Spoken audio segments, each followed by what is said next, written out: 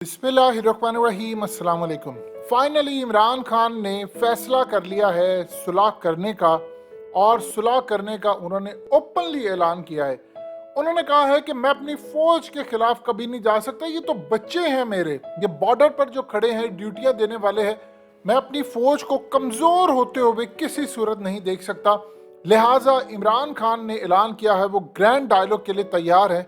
उनका कहना यह है कि अब आएं, बैठकर मामला तय करें, इलेक्शन की तरफ लेकर जाएं, असम्बलियां डिसॉल्व करें, और उसके बाद जो बंद दरवाजे थे आज इमरान खान ने खोल दिए। उन्होंने कहा मैं किसी से भी बात करने के लिए तैयार हूं। असल में सूरत हाल ये पैदा हुई है, इमरान खान को ये लग रहा है कि देखिए जो फौज है वो हमारी है, ये बॉर्डर पर जो ड्यूटीज देते हैं उधर आप देखिए, इस वक्त आप छोड़ दें सारी चीजों को, एक प्रोपेगेंडा भी हो रहा है उसको भी आप जरा साइड पर रखें। इस वक्त इंडिया प्लानिंग कर रहा है आप पर हमले की, ये बात इमरान खान को पता है। आप जितनी मर्जी बात करें कुछ करें, लेकिन आफ्टर ऑल जो सूरत हाल है उसमें हम अपनी फौज को कमजोर नहीं कर सकते।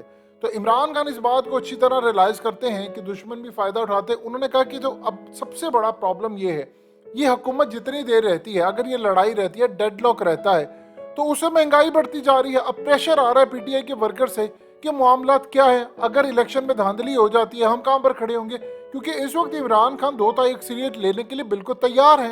उनको ये लगता है कि अगर मैं सिस्टम के खिलाफ जाता हूं तो चूंकि आगे टाइम खत्म हो रहा है, अब जानते हैं बड़ी तकरीरियां भी होनी है, और आगे पूरी दुनिया के अंदर जो हालात चले वहां पर स्ट्रॉन्ग लीडरशिप भी आपको चाहिए। आपने चाइना से मामला तय करने, तो उनको ये लग रहा है कि डे बाय डे हम तबाही की तरफ जा रहे हैं। ये ना हो कि उसके बाद जब मुझ तक हुकूमत मिले तो मुल्क का कुछ भी सलामत ना रहे बाकी, यानी कोई चीज ऐसी ना रह जाए जो बाकी इस वक्त बचे। तो इस सूरत हाल के अंदर इमरान खान ने फैसला किया है कि वो ग्रैंड डायलॉग के लिए तैयार है। अब इसमें क्या होगी, इसमें हो सकती है एक बहुत बड़ी मुलाकात।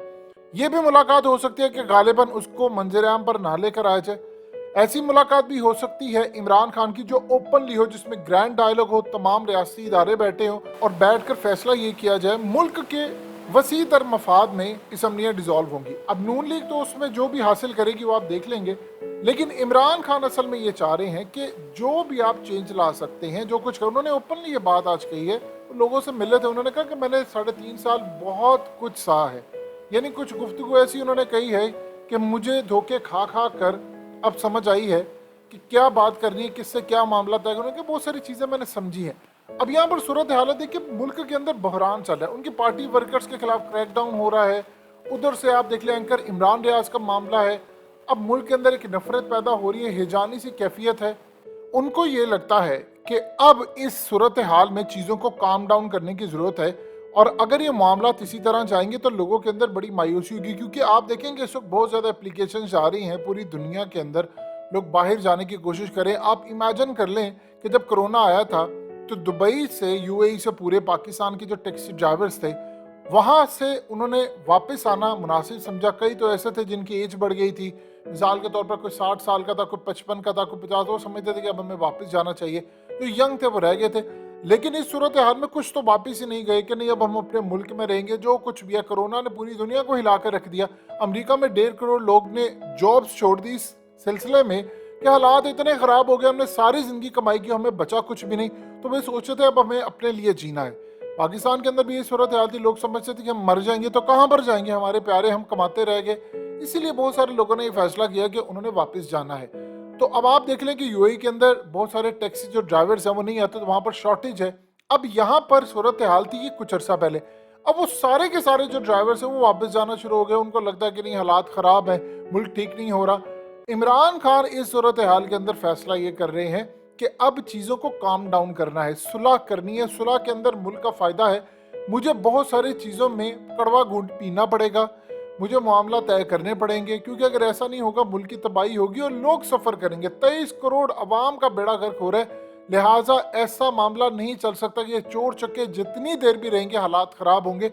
लिहाजा आप समझ लें कि उन्होंने दिल पर पत्थर रखकर फैसला किया है कि अब उन्होंने सुलह भी करनी है, मामला भी तय करने हैं। लेकिन वो पहली ये बात कह रहे हैं, देखिए शहबाज शरीफ ने ये बात रखी थी सामने, उन्होंने कहा था हमें 1.5 साल सपोर्ट चाहिए, जैसे इमरान खान की 3.5 साल थी, हमें फेस सेविंग देंगे तो हम जाएंगे। यानी इस तरह नहीं हम जाना चाहते। ये इस सूरत हाल में तो IMF की डील हमने की, गालियां हमने खाई, पेट्रोल हमने महंगा किया, पूरी दुनिया से जलालत हुई।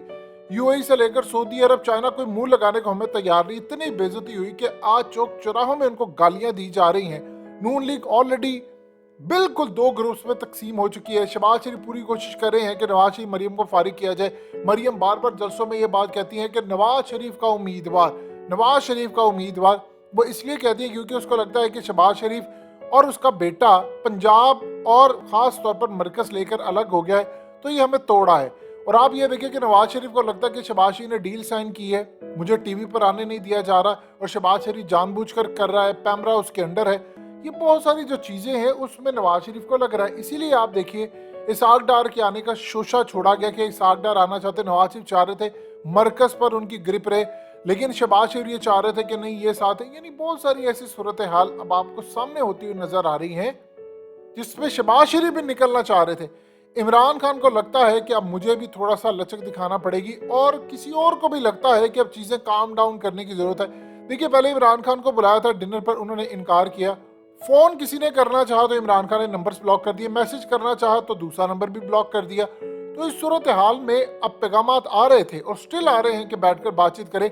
अब ये जो नंबर इमरान खान ने अनब्लॉक किया व्हाट्सएप के, इसका ये मतलब है कि कॉल आएगी, मैसेज भी आएगा, और कुछ ऐसी कॉल्स होती हैं जो मीडिया पर नहीं बताई जाती। कुछ ऐसी कॉल होंगी जिसमें ये बताया जाएगा, अब हो सकता है कोई ऐसी कॉल आ जाए जिसमें इमरान खान ये कहें कि मैं सब कुछ बुलाने को तैयार हूँ, लेकिन अब अर्ली, साफ और शिफाफ इलेक्शन हो, जो अवाम वोट करे जिसको पार्टी को भी, वो इक़्तिदार में आ जाए, और मैं मजीद लड़ाई नहीं चाहता क्योंकि मेरी इस लड़ाई के अंदर कौम का नुकसान हो रहा है। लेकिन वो साथ साथ अमेरिका को भी लताड़े हैं, वो ये भी नहीं चाहते कि अमेरिका वाला मामला है। देखिए इमरान खान ने जो बात हालिया की थी कि मैं वीडियो रिलीज कर दूंगा, एंकर इमरान रहा, उनको ये लग रहा है कि इससे पाकिस्तान के हालात ख़राब होंगे, यानी इदारे भी कमज़ोर होंगे, चीज़ें हालात ख़राब होंगी, ये होगा वो होगा।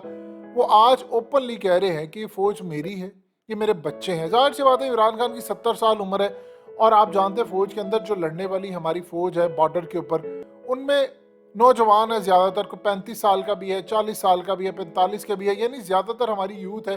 तो इमरान खान से एज में वो छोटे हैं, तो इमरान खान कहते हैं कि मेरे बच्चे हैं, मैं इनको कभी कमज़ोर नहीं करना चाहता। अब आप सोचिए कि इंडिया आपके सर पर खड़ा है, आप जितना मर्जी प्रोपेगेंडा कर लें कि ये वैसे वैसे, इंडिया आपके सर पर खड़ा है। इस सिचुएशन में उसने फ़ायदा उठाना है क्योंकि उनके वहाँ पर भी अब इलेक्शन आने वाले हैं, और इलेक्शन में जो मामला है मोदी को पता है कि जब तक, इवन कि उनकी आर्मी ने 33 पेज का डोजियर दिया है, उन्होंने कहा है कि ये पाकिस्तान की फ़ौज भारत के अंदर हमले करने वाली है और कर रही है। तो आप सोचिए वो तो एक ग्राउंड पूरी बना चुके हैं, तो लिहाजा यहाँ पर एक लड़ाई जो हो रही है उसमें चीज़ों को काम डाउन करने की ज़रूरत है। जनरल फैज़ ने कमाल तरीके से टीटीपी के साथ मामला तय किए, चीज़ों को सेटल डाउन करने की कोशिश की, तो हमने आगे बढ़ना है। लिहाजा इमरान खान को लगता है कि मैं कड़वा घूंट पी ही लूँ, अगर मुल्क का फ़ायदा होता है, महंगाई पर काबू पाया जाता है, ये अब वो बाद में बताएंगे। अब उनका प्लान ये है कि मैं कम से कम इन लोटों को सबको इस बेस के ऊपर, यानी वो इलेक्शन अगर जीत जाते हैं, वो कहते हैं सिस्टम के साथ रहूंगा तो धांधली नहीं होगी, तो एक पैगाम भी मिल जाएगा मुझे भी और अवाम को भी। तो लिहाजा इस सूरत हाल में उन्होंने थोड़ा सा पीछे हटना अब मुनासिब समझा है।